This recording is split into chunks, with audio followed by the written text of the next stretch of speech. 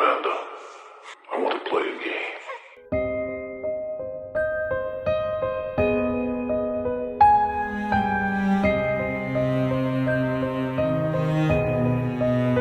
Hey horror freaks, welcome back to my channel. My name is Amanda. As you can see from the title, today's video is my full review with spoilers of I Know What You Did Last Summer. The latest installment in the I Know What You Did Last Summer franchise is currently available in movie theaters. And as always, all my reviews are with spoilers, but if you don't want them just to see if this was worth it or not, on the description box down below, you're going to find the link to my spoiler-free review that is now available on my website because I'll give you guys two options. Given that disclaimer, let's get into the video. I Know What You Did Last Summer follows a group of friends that are terrorized by a stalker who knows about a gruesome incident from their past. This is a direct sequel of I Know What You Did Last Summer and I Still Know What You Did Last Summer. And to quickly summarize it, the film follows a group of 5 friends that are Danica, Ava, Melo, Teddy, and Stevie that during the 4th of July, just like happens on the original, they cause an accident. Here the difference is that instead of being reckless drunk driving, what happens here is that by them being on the middle of the road, they causes the driver to fall into the cliff. They try to save the guy, but unfortunately the truck falls into the water, killing the driver. They decide to call the police, but they do not stay, and they decide to never talk again about this, and they make that promise. 1 year later, some of them return to Southport because one of the girls is getting married, but during her bridal shower, she receives the note of I Know What You Did Last Summer. She freaks out and she believes that it's her ex-fiance who is part of the group, but he tells her that there's no way that he did it because there's no reason for it. So they decide to investigate. By this point, they already know who was the guy that died on the accident because the body was found and he was identified, but they weren't able to find any more information of him, only his name. So they are freaking out, but they quickly realize that the events that are happening are very similar to the massacre of the 1997 that are the events of the first film. So they decide to make contact with the 2 original survivors of that massacre that are Ray and Julie. Julie is now teaching outside of Southport while Ray has a restaurant. They are both dealing with the trauma of what happened, but in different ways. But they decide to help this group as much as they can. But as suspected, the fisherman is going to kill one by one the members of this group and some people that are close to it until we eventually get that first reveal. And the person behind this costume is no other than one of the girls from the group, Stevie. But once she realizes who was the person that died, she not only feels guilty, but she wants revenge.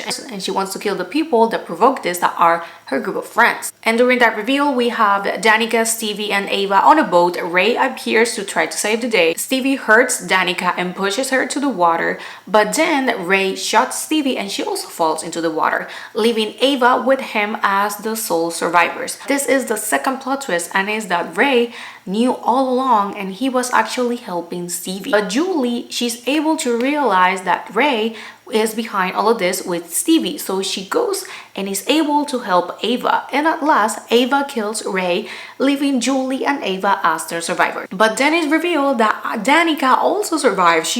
Her body appears on the shore and she is rescued, leaving Ava and Danica as the only survivors of the friend group. For Stevie, her body wasn't found, so it is presumed that she most likely is still alive. And the film concludes, leaving us a semi-happy ending between Ava and Danica, but we have a mid-credit scene that features the one and only Brandy. She is looking at the news. She is just finding out about what happened with Julie and Ray when suddenly someone knocks at her door, and guess who it is? Julie. And she asks her if she is ready for something like this again, and Brandy's like, hell yeah. That is how the mid-credit scene concludes, and that is how the film ends. Now getting into the review.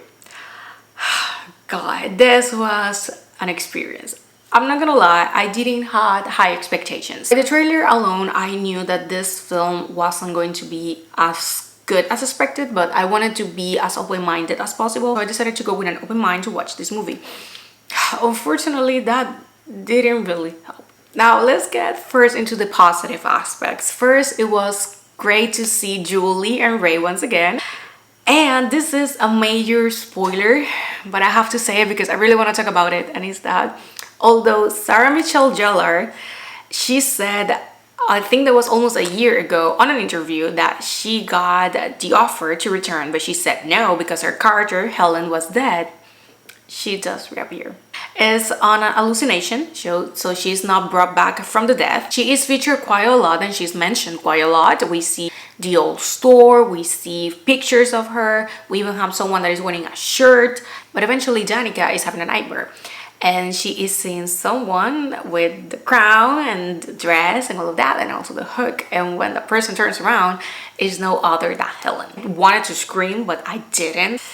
But I'm not gonna lie, that it made me so dang happy to see her once again as Helen. I think that this is a well-kept secret because I wasn't expecting to see her like that. I was just expecting to see her in pictures and maybe being mentioned. But seeing her once again, it was great. So I'm not gonna lie, this is fan service, but I was happy. I was pleased with it and I don't care. When it comes to the deaths and the gore, I think that it was good. There were moments that I feel that they could have been more gory, but on a general aspect, I like it and the deaths were creative. There's a moment when we have two characters that they are hanging, similar like fish, and it looked pretty cool. So I really liked the deaths.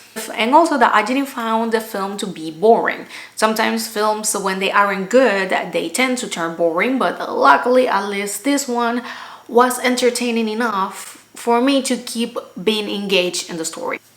But now let's get into why I didn't like I Know What You Did Last Summer, because that is the honest truth. If you follow me on Instagram, maybe you already saw this post right here, or maybe you didn't, or if you follow me on Letterboxd, or if you already read my spoiler-free review, you already know my rating, so you know that I didn't like this movie. But as for why, the first and foremost, the script. I don't know what happened here, but this is what makes this movie be a bad one. I found that the script was having struggle and having a balance between all the nostalgia, but also trying to bring something new. It's never balanced. It's like leaning way to one side and then we go all the way to the other. So it's not balanced, you can really see it. Second is how hard it's trying to make you remember that these characters are Gen Z. I understand that the film is taking place in the modern times and that it's normal for younger people to talk and behave the way that they do with certain words and all stuff. But you don't need to do that so much because it feels forced. An example that I am always going to use is Bodies, Bodies, Bodies. The film is about Gen Zs during storm inside of a house and a killer appears and they have to survive the night. And a fun fact is that the protagonist of this film, the girl that plays Ava, she's actually in Bodies, Bodies, Bodies. So you have these girls and the way that they're played, of course, they are Gen Z stereotypes, but it works. It feels organic and it's funny. Here it's like, really? It doesn't work. I feel that one joke here and there could have worked, but they do it way too much. So I feel that they could have do a little bit less of that and make them just like normal. I would say here young adults because they aren't precisely teenagers, but they aren't old either. So I feel that they are young adults. So I feel that when it comes to that, they feel cartoonish. Like they don't feel organic or realistic. And I feel that that is something that a lot of movies, not just in horror, but just movies today struggle with when it comes to trying to portray Gen Zs into them.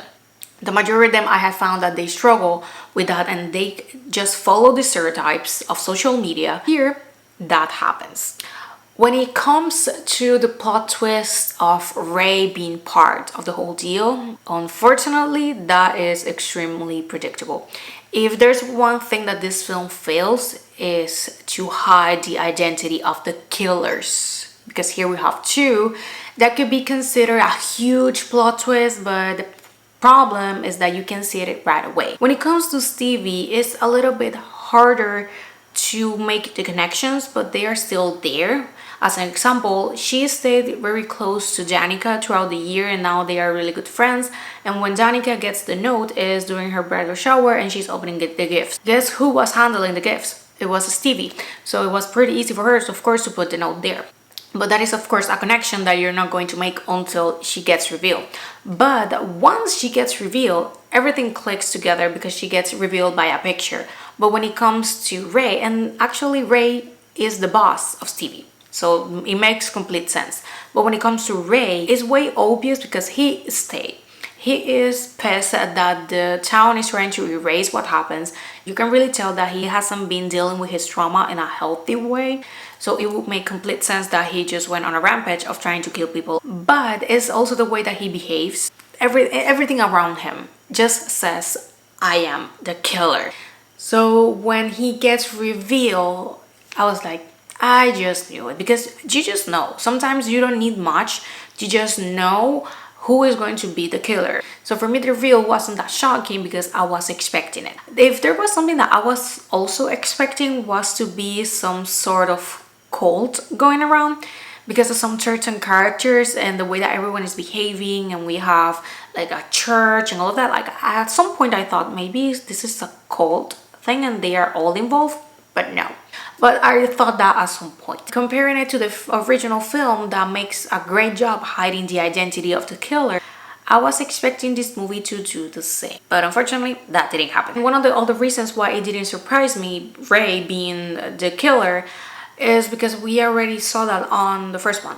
Because Julie at some point believes that it's him, and having the original character return and making them part of the whole deal is something that you could be expecting. Ray being the killer is the same as if Sydney would be Ghostface. Surprised that they haven't tried that. I know that there were a lot of people that were rooting for Sam to be Ghostface, and I feel that for her character would have make sense, but not for Sydney. I don't feel that Sydney should be Ghostface, like really Ghostface.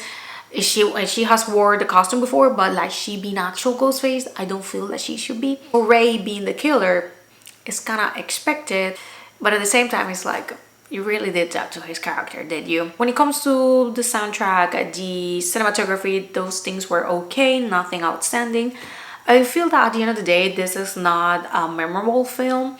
It's not a film that I would rewatch. I would rather watch the original. As for the mid-credit scene, I'm not gonna lie, I was also happy to see Brandy once again, but I don't think that a sequel will be coming up. This one definitely sets for a sequel, but I don't think that will be happening anytime soon or ever, because of the reception that the film is having already, because I have seen many people not liking this film and I can understand why. So I kind of feel that that was the last time that we're going to be seeing Julie and Brandy.